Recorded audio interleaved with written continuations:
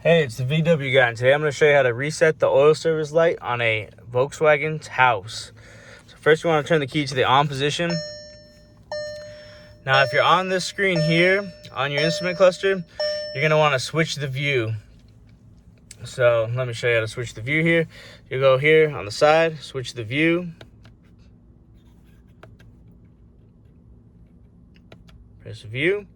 You want to get to this one here with the gauge in the middle there. Now that you're here, you want to select this down button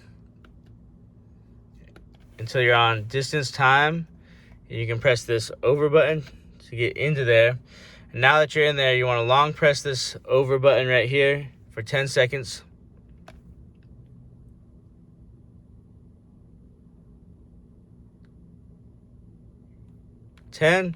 When you release, you'll get this menu here. Now you can go down, reset the oil change. You'll select OK. It'll ask you again, select OK.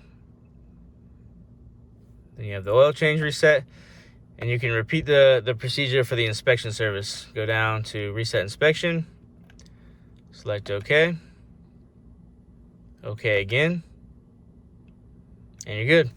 I want to thank you for watching this video today. If you like this video, please give me a like and subscribe for more videos like this.